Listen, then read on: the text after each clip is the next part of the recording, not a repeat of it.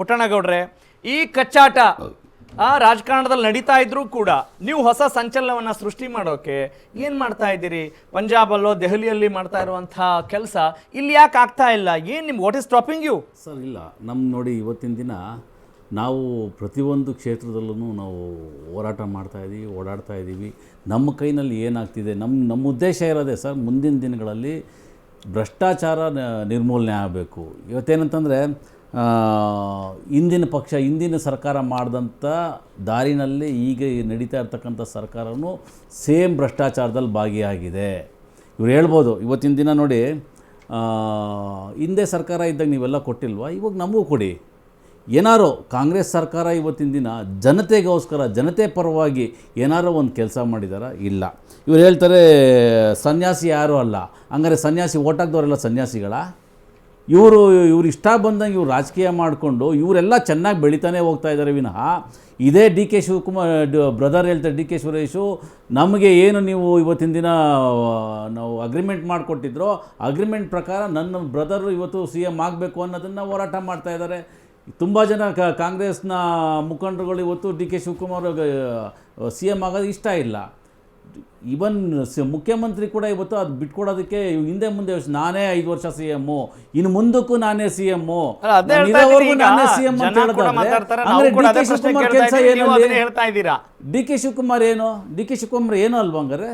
ಅಲ್ಲಲ್ಲ, ಈಗ ಪ್ರಾಬ್ಲಮ್ ಏನಾಗ್ತಾ ಇದೆ ಅಂತ ಹೇಳಿದ್ರೆ, ನಮ್ಮ ಪಕ್ಷದಲ್ಲಿ ನಾವೇನ್ ಮಾಡ್ತೀವಿ ಅನ್ನೋದ್ರ ಬಗ್ಗೆ ಮಾತನಾಡದೆ ನಾವು ಬರೀ ಬೇರೆಯವರ ಹುಳುಕುಗಳನ್ನ, ಲೋಪದೋಷಗಳನ್ನ ಮಾತ್ರ ಫೋಕಸ್ ಮಾಡ್ತಾ ಇದೀವಲ್ಲ. So what is your remedy for that? What is your action on that? ಜನ ಏನಾದ್ರು ಇವತ್ತಿನ ಮುಂದಿನ ದಿನಗಳಲ್ಲಿ ನಮಗೆ ಆಶೀರ್ವಾದ ಮಾಡಿದ್ರೆ, ಇಡೀ ನಮ್ಮ ರಾಜ್ಯದಲ್ಲಿ ಯಾರು ಇವತ್ತು ಏನು ಕೆಲಸ ಮಾಡಿಲ್ವೋ ಸರ್ಕಾರಗಳಲ್ಲಿ, ಮೊದಲನೇದಾಗಿ ಭ್ರಷ್ಟಾಚಾರ ನಿರ್ಮೂಲನೆ ಮಾಡ್ತೀವಿ, ಮತ್ತೆ ಫ್ರೀ ಎಜುಕೇಶನ್ ಯಾವ ಮಟ್ಟದಲ್ಲಿ ಹೋಗ್ಬೇಕಂದ್ರೆ, ಮೊನ್ನೆ ಭಗವಂತನ ಆಶೀರ್ವಾದ ಅಥವಾ ಮತದಾರರ ಆಶೀರ್ವಾದ ಪಡೆಯೋಕೆ ನಿಮ್ ಪ್ರಾರ್ಥನೆ ಹೆಂಗಿದೆ ಅಂತ, ನಿಮ್ಗೆ ಯಾಕೆ ಆಶೀರ್ವಾದ ಮಾಡ್ಬೇಕು ಅವರು? ಯಾವ ಕಾರಣಕ್ಕೆ? ನೀವು ಏನ್ ಪ್ರಯತ್ನ ಪಡ್ತಾ ಇದ್ದೀರಿ? ತಳಮಟ್ಟದಲ್ಲಿ ತುಂಬಾ ಪ್ರಯತ್ನ ಪಡ್ತಾ ಇದೀವಿ. ಅದು ಏನ್ ಮಾಡ್ತಾ ಇದ್ದೀರಾ ನೋಡಿ, ನಾವು ಪ್ರತಿಯೊಂದು ಹೋರಾಟದಲ್ಲೂ ನಾವು ಭಾಗಿಯಾಗ್ತಾ ಇದೀವಿ. ಇವತ್ತಿನ ದಿನ ಪೆಟ್ರೋಲ್ ಜಾಸ್ತಿ ಮಾಡಿದ್ದಾರೆ, ಡೀಸೆಲ್ ಜಾಸ್ತಿ ಮಾಡಿದ್ದಾರೆ, ಸಿಲಿಂಡರ್ ಜಾಸ್ತಿ ಮಾಡಿದರೆ. ಇದ್ರ ಬಗ್ಗೆ ಯಾವೊಬ್ಬ ಎರಡೂ ಪಕ್ಷದಲ್ಲಿ ಯಾವೊಬ್ಬ MP ಆಗಲಿ, ನಮ್ಮ ಬೆಂಗಳೂರಿಂದ ಆಯ್ಕೆ ಆಗಿರ್ತಕ್ಕಂಥ 28 MP ಗಳಲ್ಲಿ ಎರಡೂ ಪಕ್ಷದಿಂದ ಒಬ್ಬರು ಹೋಗಿ ಸೆಂಟ್ರಲ್ಲಿ ಉಸಿರೆತ್ತಿ ಮಾತಾಡೋಕ್ಕೆ ಯೋಗ್ಯತೆ ಇಲ್ಲದಿರೋರನ್ನ ಇವತ್ತು ನಾವು ಅಪ್ಪಿತಪ್ಪಿ ಜಾಯಿನ್ ಮಾಡಿ ಅವ್ರನ್ನ ಆಯ್ಕೆ ಮಾಡಿಬಿಟ್ಟಿದ್ದೀವಿ.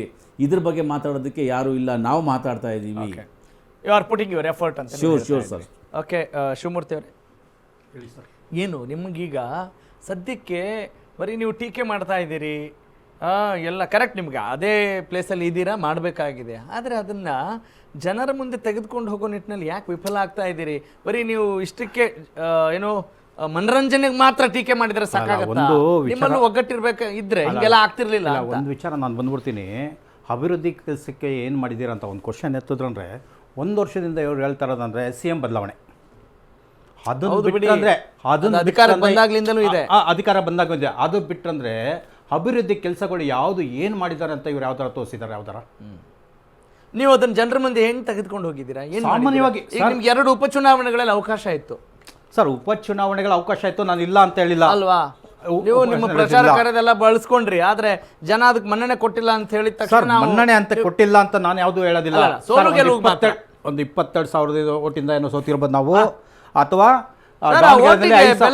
ಬೆಲೆ ಇಲ್ಲ ಅಂತ ನಾವು ಆಶೀರ್ವಾದ ಅಂತ ತಗೋತೀವಿ. ದಾವಣಗೆರೆ ದಕ್ಷಿಣದಲ್ಲಿ 5,000 ಮತಗಳಿಗೆ ಹೇಳಿದ್ರೆ ಏನು ಕೇವಲ ಸ್ವಲ್ಪ ಮತಗಳ ಅಂತರದಲ್ಲಿ ಸೋತಿದೀವಿ ಅಂತ ಹೇಳ್ಬೋದು. 22,000 ಮತಕ್ಕೂ ಕೂಡ ಏನ್ 22,000 ಅಂದ್ರೆ ಇನ್ನೇನು ಆಗೋದಿಲ್ಲ. ಏನು ಕೂಡ ಆಡಳಿತ ಪಕ್ಷ ನಿಮ್ದೇ ಇರೋದು, ಕಾಂಗ್ರೆಸ್ ಪಕ್ಷನೇ ಇರೋದು.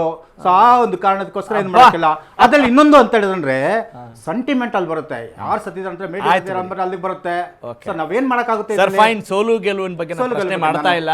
ಅದು ಜನರ ಮ್ಯಾಂಡೇಟು. ಆ ಜನಾದೇಶವನ್ನ, ಮತಾದೇಶವನ್ನ ಪ್ರತಿಯೊಬ್ಬರು ಕೂಡ ಪ್ರೀತಿಯಿಂದ ಸರ್ ಹಣದ ಹೊಳೆ ಇದ್ದಾರೆ ಸರ್. ನಿಮ್ಗೂ ನಮಗೂ ಸಾಮಾನ್ಯ ಗೊತ್ತಾ ಇದೆ, ಎಲ್ಲರಿಗೂ ಗೊತ್ತಾ ಇದೆ. ಯಾವುದೋ ಒಂದು ಚಾನಲ್ ತೋರಿಸ್ತಾ ಇದ್ರು, ಆಯ್ತಾ, ಯಾವುದೋ ಒಂದು ಚಾನಲ್ ತೋರಿಸ್ತಾ ಇದ್ರು, ಅಲ್ಲಿ ಹಿಂದ್ಗಡೆ ಬರ್ತಾ ಇತ್ತು. ಏನಂತ ಹೇಳ್ತಾ ಇತ್ತು ಅಂತಂದ್ರೆ 5,000 ಕೊಟ್ಟಿದ್ದಕ್ಕೆ ಜೈ ಅಂತ ಜೈಕಾರ. ಆಯ್ತು, ನಾನು ಹೇಳ್ತಾ ಇಲ್ಲ, ಕಾರ್ಯಕರ್ತರು ಹೇಳ್ತಾ ಇತ್ತು. ಈಗ ಹೆಂಗೆ ಗಾಜಿನ ಮನೇಲಿ ನಿಂತ್ಕೊಂಡು ಮತ್ತೊಂದು ಗಾಜಿನ ಮನೆ ಕಲ್ಲು ಹೊಡಿತೀರಲ್ರಿ? ಯಾವ ಗಾಜಿನ ಮನೆ ಕೇಳ್ತೇವೆ? ನೀವ್ ಎಲ್ಲಿ ನಿಂತಿರೋದು? ನೀವೆಲ್ಲ ಈಗ ನಿಮ್ಮ ಎರಡೂ ಪಕ್ಷಗಳ ಹಣೆ ಬರಹವನ್ನ ಚೆನ್ನಾಗಿ ಅರ್ಥ ಮಾಡ್ಕೊಂಡ್ರೆ ಈ ಕಡೆ ಕೂತ್ಕೊಂಡಿರೋರು ಅವ್ರು ಇನ್ನೂ ಚೆನ್ನಾಗಿ ಹೇಳ್ತಾರೆ. ನೋಡಿ ನಾನು I will allow him. One minute. Let's not steal others' time.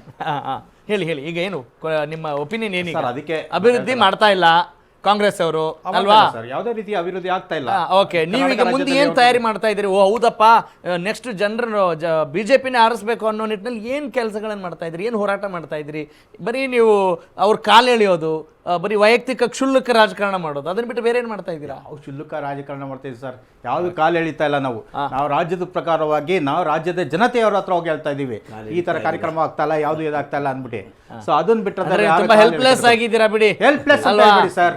ಪಾಪ ನೀವು ಉಚ್ಚಾಟನೆ ಮಾಡೋದ್ರಲ್ಲೇ ಬಿಸಿ ಆಗ್ಬಿಟ್ಟಿದ್ರಿ. ನಿಮ್ಮ ಪಕ್ಷದ ನಾಯಕರನ್ನ ಹೆಂಗ್ ಇಟ್ಕೊಳ್ಬೇಕು ಅನ್ನೋದ್ರಲ್ಲೇ ಒಂದಿಷ್ಟು ಮಾತಾಡ್ತಾ ಇದ್ದೀರಿ. ಪಕ್ಷ ಮಾಡ್ತಾ ಇದೀವಲ್ಲ, ಚಿತ್ರದುರ್ಗದ ನಾಳೆ ಪ್ರೋಗ್ರಾಮ್ ಅಭಿಮಾನೋತ್ಸವ ಹೌದು. ಅದಕ್ಕಿಂತ ಬೇಕಾ 10 ಲಕ್ಷ ಜನ ಸೇರ್ತಾ ಇದ್ದಾರೆ. ಆಗ್ಲಿ ಸರ್, ಆಗ್ಲಿ, ಒಳ್ಳೇದಾಗ್ಲಿ. ನಾವ್ ಯಾವತ್ತೂ ಯಾರ್ದು ಹೋಗಿಲ್ಲ. ಸೊ ನಮ್ಮ ಮಾತುಗಳಿಗೆ ಒಗ್ಗಟ್ಟಿನ ಪ್ರದರ್ಶನ ಇದೆ. ಸೊ ಅದನ್ನ ಬಿಟ್ಟರೆ ಬೇರೆ ಯಾವ್ದು ಆಯ್ತು ಗಾಟ್ ಇಟ್. ಎಸ್.